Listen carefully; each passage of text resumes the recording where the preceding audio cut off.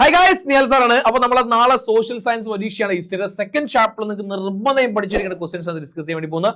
ആദ്യമായി നമ്മുടെ ചാനൽ കാണാൻ സബ്സ്ക്രൈബ് ചെയ്യാൻ തുടർന്ന് കാണരുതെന്ന് വിനീത അഭ്യർത്ഥിക്കുകയാണ്. നിർബന്ധമായും എന്ത് ചെയ്യുക, നമ്മുടെ ചാനൽ നിങ്ങൾ സബ്സ്ക്രൈബ് ചെയ്യുക, നിങ്ങളുടെ ഫ്രണ്ട്സിന് ഷെയർ ചെയ്ത് കൊടുക്കാൻ മറക്കരുത്. So basically liberty equality of return എന്ന ചാപ്റ്റർ നാളത്തെ ചോദ്യ പേപ്പറിൽ എത്ര മാർക്കിന്റെ ചോദിച്ചാൽ ഒരു സംശയം വേണ്ട, ഒരു 15 മാർക്ക് മിനിമം, ഒരു 15ഓളം മാർക്കിന്റെ ചോദ്യം നാളെ ചോദ്യ പേപ്പറിൽ കാണാൻ വേണ്ടി സാധിക്കും. 1 മാർക്ക് ഉണ്ടായിരിക്കും, 2 മാർക്ക് ഉണ്ടായിരിക്കും, 3 മാർക്ക് ഉണ്ടായിരിക്കും. വേണമെങ്കിൽ എസ് 5 മാർക്കിന്റെ 4 മാർക്കിലും കൂടി അല്ലെങ്കിൽ 5 മാർക്കിന്റെ എസ് വേണമെങ്കിൽ എന്ത് ചെയ്യാം, നമുക്ക് ഈ ചാപ്റ്റർ എക്സ്പെക്ട് ചെയ്യാം. ഒരു ഓർ ക്വസ്റ്റ്യൻ ആയിട്ട് അത്രത്തോളം പ്രാധാന്യം ഇമ്പോർട്ടൻസ് ഉള്ള ചാപ്റ്റർ ആണ് പഠിച്ചു വെക്കുക. സോ ബേസിക്കലി ഈ 5 കാര്യം നിങ്ങൾ ഈ ചാപ്റ്ററിൽ ഏറ്റവും ഇമ്പോർട്ടൻസ് കൊടുത്ത് പഠിക്കേണ്ടത്. ഈ 5 കാര്യങ്ങളെ പറ്റി നിങ്ങൾക്കറിയാം, നിങ്ങൾ ഉറപ്പുവരുത്തണം. ഇല്ലെങ്കിൽ ഈ വീഡിയോ നിങ്ങൾ അവസാനം വരെ എന്ത് ചെയ്യാം, ഞാൻ ഈ കാര്യങ്ങളൊക്കെ പഠിപ്പിക്കുന്നത് നിർബന്ധം നിങ്ങൾക്ക്. കാരണം ഇവിടെ ഞാൻ ഈ പറഞ്ഞ ടോപ്പിക് എന്തായാലും നാളെ ചോദിക്കും. ഒന്നാമത്തെ കാര്യം, ഫ്രഞ്ച് സോഷ്യൽ സിസ്റ്റം. എന്താണ് ഫ്രഞ്ച് സാമൂഹ്യ വ്യവസ്ഥ? Estate 1, estate 2, estate 3. ഇതുമായി ബന്ധപ്പെട്ട ചോദ്യം നാളെ ചോദ്യത്തിൽ കാണും. അതിൽ എക്കണോമിക് ക്രൈസിസ്, എന്തുകൊണ്ടാണ് ഫ്രാൻസിൽ ഒരു സാമ്പത്തിക പ്രതിസന്ധി ഉണ്ടാവാൻ കാരണം? ഇതുമായി ബന്ധപ്പെട്ട ചോദ്യം നാളെ ചോദ്യത്തിൽ കാണും. അതുപോലെ തിങ്കേഴ്സ് അല്ലെങ്കിൽ ടെന്നീസ് കോട്ടോ, നമ്മുടെ ചിന്തകന്മാർ, വോൾട്ടയർ, റൂസോ, മോണ്ടസ്ക്യൂ അല്ലെങ്കിൽ ടെന്നീസ് കോട്ടോ, ഇതുമായി ബന്ധപ്പെട്ട ചോദ്യം നാളെ ചോദ്യത്തിൽ കാണും. റിഫോംസ് ഒരുപാട് റിഫോംസ് ഉണ്ട്. നമുക്ക് ഫ്രഞ്ച് റവല്യൂഷൻ സംഭവിച്ചതിന് ശേഷം പ്രധാനമായും 3ഓളം റിഫോം സംഭവിച്ചിട്ടുണ്ട്.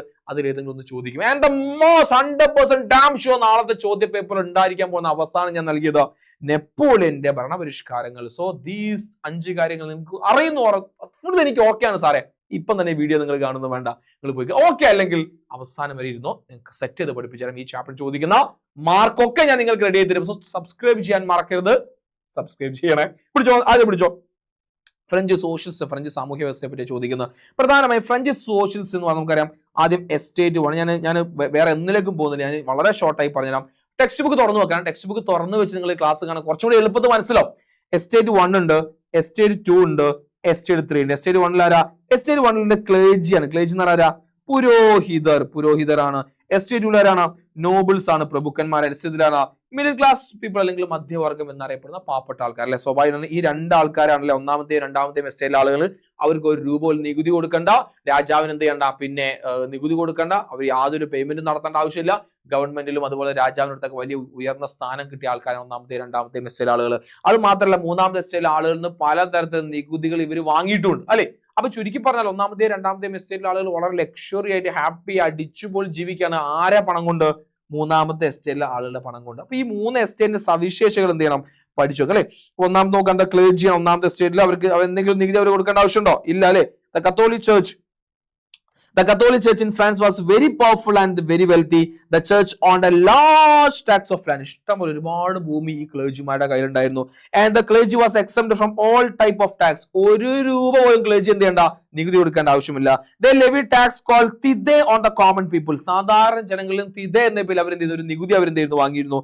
The 1/10 of total produce was remit as a tax. അതുപോലെ തന്നെ എന്താണ് 1/10 of total produce, അവർ ഒരു വർഷം ഉണ്ടാക്കുന്ന മുഴുവൻ ഉൽപ്പന്നത്തിന്റെ 10% നിർബന്ധമായി എന്ത് ചെയ്യണം, അവർ നികുതി നൽകണമായിരുന്നു.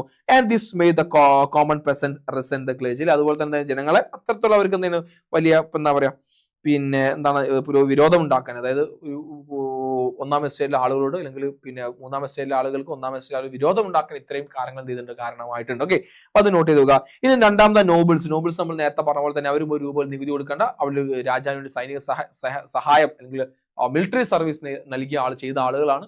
അതുപോലെ അവരും പലതരം നികുതികളായിരുന്നു വാങ്ങിയിട്ടുണ്ട്, 3ാം എസ്റ്റേറ്റിലെ ആളുകൾ വാങ്ങിയിട്ടുണ്ട്. ഇനി നമ്മൾ നേരെ അടുത്ത് ഈ പറയുന്ന 3ാം എസ്റ്റേറ്റിനെ പറ്റി നോക്കുകയാണെങ്കിൽ എന്താ അവരുടെ അവസ്ഥ? കോമണേഴ്സ്, 3rd എസ്റ്റേറ്റിലെ ആളുകൾ നോക്കി നിങ്ങൾ.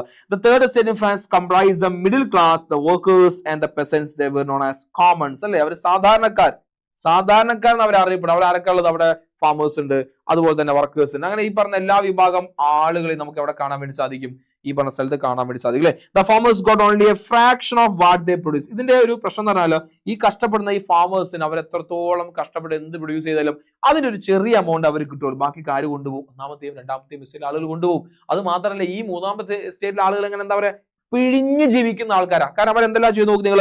They were obligated to pay the various tax, the king, church and the nobles. രാജാവിനായിക്കോട്ടെ, പള്ളിക്കായിക്കോട്ടെ, നോബിൾസിനായിക്കോട്ടെ, എല്ലാവർക്കും പലതരത്തിൽ നികുതി അവർ കൊടുക്കണമായിരുന്നു. അത് മാത്രം പോരാ, in addition they had to perform service that were unpaid and compulsory. നിർബന്ധമായും ചെയ്തിരിക്കുകയാണ്. 1 രൂപ പോലും പണം പോലും കൊടുക്കാതെ നിർബന്ധമായും ചെയ്തിരിക്കുന്ന ചില ജോലിയും ചെയ്യാണ്. എന്താ 1ാമത്തെ ജോലി?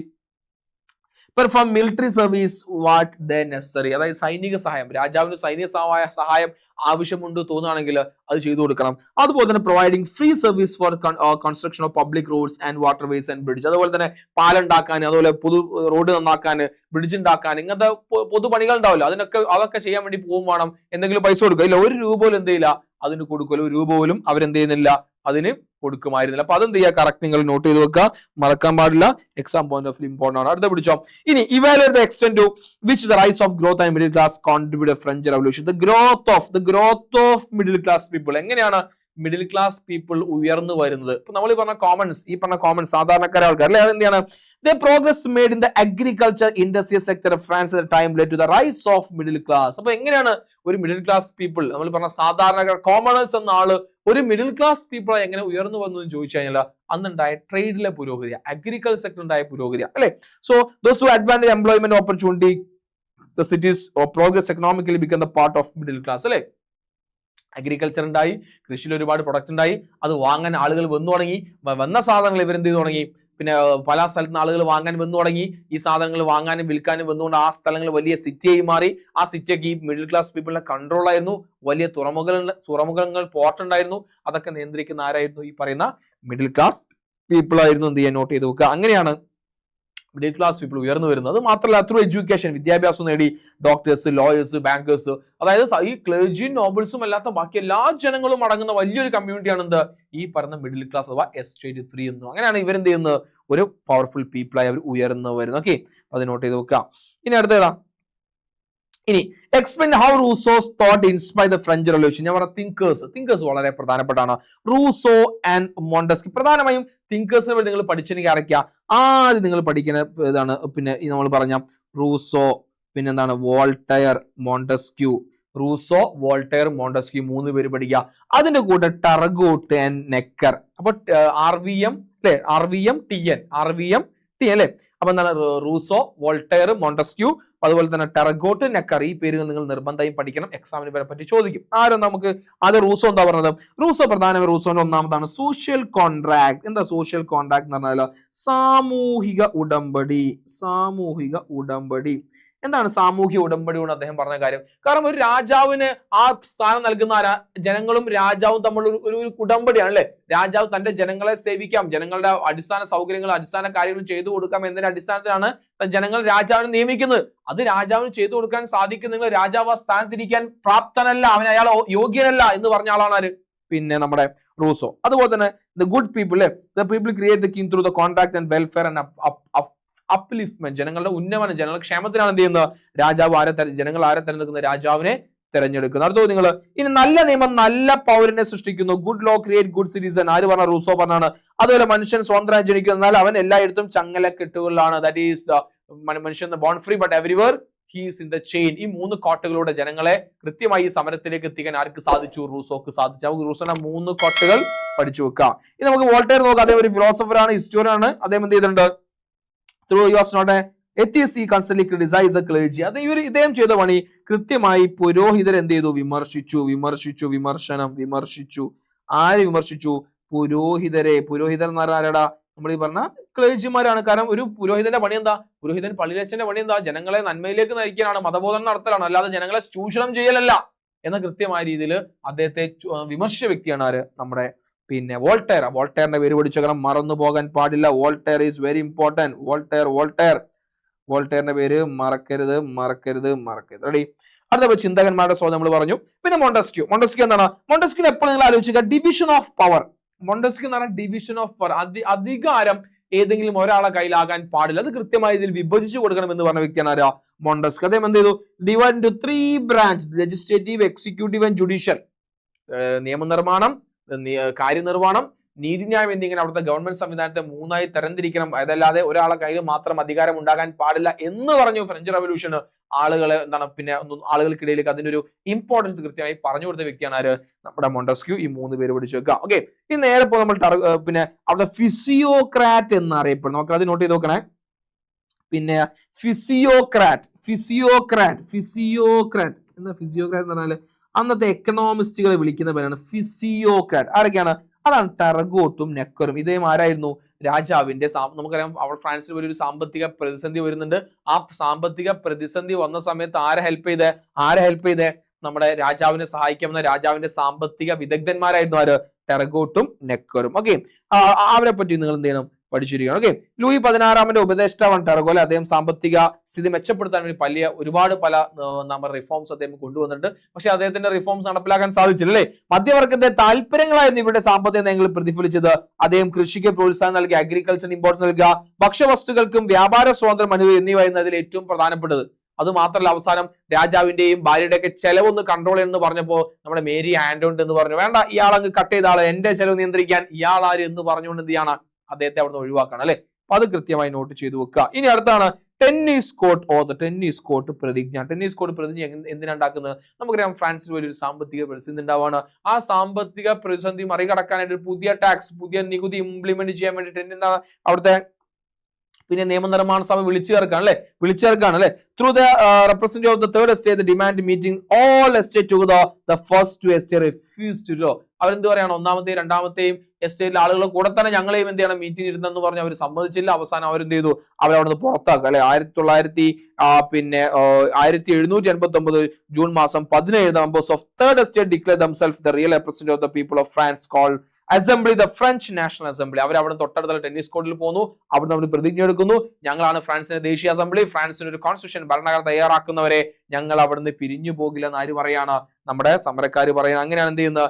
ഈ ഫ്രഞ്ച് റവല്യൂഷൻ എന്ത് സംഭവിക്കുന്നത്? ആ ഒരു രീതിക്ക് ആക്കാൻ കൂട്ടുന്നത് എന്ത് ചെയ്യാൻ നിങ്ങൾ നോട്ട് ചെയ്ത് വെക്കുക. ടെന്നീസ് കോർട്ട് ഓത്ത് റെഡി. ഇനി ടെന്നീസ് കോർട്ട് പ്രതിജ്ഞ നമ്മൾ പറഞ്ഞു കഴിഞ്ഞു. അതിനുശേഷം പിന്നെ നമുക്ക് പഠിക്കാനുള്ള ഏതാ? ദേശീയ നിയമനിർമ്മാണ വഴി നടപ്പിലാക്കിയ പരിഷ്കാര reforms pass by national assembly. ഇതാണ് ഞാൻ പറഞ്ഞ റിഫോംസ്. ഒരു 4 മാർക്ക് നമുക്ക് എക്സ്പെക്ട് ചെയ്യുന്ന ചോദ്യമാണ്. ഒരുപാട് നാഷണൽ അസംബ്ലി ഒരുപാട് റിഫോംസ് കൊണ്ടുവന്നിട്ടുണ്ട്. എന്തൊക്കെയാ reforms? So basically abolition of slavery, എന്ത് ഒഴിവാക്കാണ്? അടിമത്തം നിർത്തലാക്കി. പ്രഭുക്കളുടെ പ്രത്യേക അധികാരങ്ങൾ എടുത്തു കളഞ്ഞു അല്ലെ? നോക്കി നിങ്ങൾ, taking of the special powers vested in nobility, abolish tax people had to pay the Catholic church. അത് മാത്രമല്ല, കത്തോലിക് സഭയ്ക്ക് എന്ത് കൊടുക്കാനായിരുന്നു? കത്തോലിക് സഭയ്ക്ക് നൽകിയിരുന്ന കരം നിർത്തലാക്കി. അതുപോലെ തന്നെ the cancellation of additional tax, അമിതമായി ചുമത്തിയ നികുതിയും റദ്ദാക്കി അല്ലെ? എന്നുമായി ബന്ധപ്പെട്ട ഇതൊക്കെ റിഫോംസ് ആണ്. നിങ്ങൾ കാണാതെ പഠിക്കേണ്ടി വേണം, വേറെ വഴിയില്ല. അത് അങ്ങനെ നിങ്ങൾ എന്ത് ചെയ്യുക? പഠിക്കുക. റെഡി. ഇനി അടുത്ത മക്കളെ ഷുവർ ക്വസ്റ്റ്യൻ. ഷുവർ ഇതുമായി ബന്ധപ്പെട്ട്, അതായത് ഫ്രഞ്ച് റവല്യൂഷനും വുമണും, സ്ത്രീകൾ എന്തെല്ലാമാണ് ഫ്രഞ്ച് റവല്യൂഷൻ ചെയ്ത കാര്യം എന്ന് നമുക്ക് എക്സ്പെക്ട് ചെയ്യാൻ പറ്റിയ ഒരു ചോദ്യമാണ്. അപ്പൊ നാളത്തെ ചോദ്യ പേപ്പറിൽ ഫ്രഞ്ച് റവല്യൂഷനിൽ സ്ത്രീകൾ വഹിച്ച പങ്ക് എന്ത് എന്നൊരു ചോദ്യം നമ്മൾ എന്തായാലും ചോദിക്കും. The woman and the French revolution. ഇതിലെന്താണ് വുമൺ ആൻഡ് ദ ഫ്രഞ്ച് റവല്യൂഷനിൽ പ്രധാനമായും ഇവിടെ നിങ്ങൾ പഠിച്ചിരുന്ന ചില പേരുകളിൽ ഏതൊക്കെയാണ് പേരുകൾ നോക്കി നിങ്ങൾ? സ്ത്രീകളുടെ ഇതില്ലാതെ പ്രധാനമായും ഒളിമ്പ്യാഡെ ഗുഷ്, ഈ പേരുകൾ പഠിച്ചേക്കണേ. ഒളിമ്പ്യാഡെ ഗുഷ് അല്ലെ? ഒളിമ്പ്യാഡെ ഗുഷ് ഉണ്ട്. അതുപോലെ മാഡം റാങ്ക് റോളൻ അല്ലെ? മാഡം ജീൻ റോളൻ, റാങ്ക് റോളൻ. ഈ 2 പേരുകൾ നിങ്ങൾ പഠിച്ചു. ഈ 2 പേരുടെയൊക്കെ പ്രവർത്തന ഫലമായിട്ട് എന്തെല്ലാം അവകാശങ്ങളാണ് സ്ത്രീകൾ നേടിയത്? ഒന്നാമത് സ്ത്രീകൾക്ക് എന്ത് ചെയ്തു? പിന്നെ സ്വത്തവകാശവും അതുപോലെ തന്നെ വിവാഹമോചനത്തിലുള്ള അവകാശങ്ങളൊക്കെ എന്ത് ചെയ്തിട്ടുണ്ട്? അവർ നേടിയിട്ടുണ്ട്. അപ്പൊ 2 പേര്, മാഡം റാങ്ക് റോളന്റെ പേര് പഠിച്ചേക്കുക. അതുപോലെ എന്താണ് പിന്നെ ഒളിമ്പ്യാഡെ ഗുഷ്. ഈ 2 എത്രയോ പഠിച്ചു. ഇവിടുന്ന് ഈ ഒരു ചോദ്യങ്ങൾ ഭയങ്കര ആഴത്തുള്ള ചോദ്യം എന്നല്ല, ഈ പേരുകളും അവർ നേടിയെടുത്ത റിഫോംസ് നിങ്ങൾ എന്ത് ചെയ്യുക? പഠിക്കുക, സെറ്റ് ആക്കുക. റെഡി. ഇനി 1789 മനുഷ്യാവകാശ പ്രഖ്യാപനത്തിന് ആശയങ്ങൾ ചോദിക്കും. അപ്പൊ അത് ടെക്സ്റ്റ് ബുക്കിൽ പറഞ്ഞ സാധനമാണ്, മാത്രം എന്ത് പഠിച്ചാൽ മതി. ഇനി ഫ്രഞ്ച് റവല്യൂഷന്റെ അനന്തര ഫലങ്ങൾ. What is the consequence of French revolution? നമ്മൾ ഇത്രയും കാര്യം പറഞ്ഞു. ഫ്രാൻസിൽ വലിയൊരു റവല്യൂഷൻ നടക്കാണ്, പ്രതിഷേധം നടക്കാണ്, അതൊക്കെ നടന്നു. അതിനുശേഷം എന്ത് മാറ്റാണ് ഫ്രാൻസിൽ സംഭവിച്ചത്? എന്ത് മാറ്റം സംഭവിച്ചത്? ഒന്നാമത്തെ കാര്യം, the most obedient result of French revolution was the collapse of feudalism in France. ഫ്രാൻസിൽ എന്ത് നശിക്കുകയാണ്? ഫ്രാൻസിലെ ഫ്യൂഡലിസത്തിന്റെ തകർച്ച. ഫ്യൂഡലിസം തകരുകയാണ് അല്ലെ? ഫ്യൂഡലിസം തകർന്നു മാത്രമാണോ? The laws of old regime disappeared with the revolution അല്ലെ? പണ്ടുണ്ടായിരുന്ന അവിടെ പഴയ ഭരണത്തിലുണ്ടായിരുന്ന നിയമങ്ങളൊക്കെ അതോടുകൂടി ഇല്ലാതെയായി, പുതിയ നിയമങ്ങൾ വന്നു. ആൻഡ് സഭയുടെ കൈവശമുള്ള ഭൂമി എന്ത് ചെയ്തു? നമ്മൾ ഈ പറഞ്ഞ മിഡിൽ ക്ലാസ് പീപ്പിളിന്റെ കയ്യിലേക്ക് പോയി. അങ്ങനെ ഒരുപാട് റിഫോംസ് അല്ലെങ്കിൽ ഒരുപാട് മാറ്റങ്ങൾ എന്തിന്റെ ഭാഗമായിട്ട്? ഫ്രഞ്ച് റവല്യൂഷന്റെ ഭാഗമായി സംഭവിച്ചു അല്ലേ? The land under the nobles, introduction of unified system, weight മെഷറൊക്കെ വന്നു, പുതിയ കറൻസി വന്നു. അങ്ങനെ എല്ലാവരെയും ഒരുമിപ്പിക്കുന്ന, അവിടുത്തെ ജനങ്ങളെ യൂണിഫൈ ചെയ്യുന്ന, പല പല വിഭാഗങ്ങളെ ഇങ്ങനെ ഡിവൈഡ് ചെയ്ത് കിടക്കുന്ന ആളുകളെ ഒരുമിപ്പിക്കുന്ന രീതിയിലേക്ക്, ഒരു നാഷണൽ സ്റ്റേറ്റ് എന്ന രീതിയിലേക്ക് എന്ത് ചെയ്യാണ്? ഫ്രാൻസ് മാറുകയാണ്. അതെന്ത് ചെയ്യണം? പഠിച്ചു നോക്കുക. റെഡി. പിന്നെ ഏറ്റവും പ്രധാനപ്പെട്ടത് നെപ്പോളിയൻസ് അഡ്മിനിസ്ട്രേറ്റീവ് റിഫോംസ്. നാളത്തെ ഏറ്റവും പ്രധാനപ്പെട്ട 100% sure question, 100% sure question social സയൻസിൽ നാളെ ഓണപ്പരീക്ഷ ഉണ്ടെങ്കിൽ ഈ ഒരു ചോദ്യം administration reforms of Napoleon Bonaparte is പക്ക പഠിച്ചു വെച്ചോ, ആ മാർക്ക് മിസ് ചെയ്യണ്ട.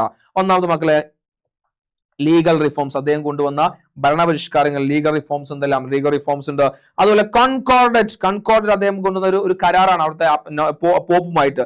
Education reforms, economic reforms, military reforms, ആ നിങ്ങൾ പഠിച്ചേക്കണ്ടേ.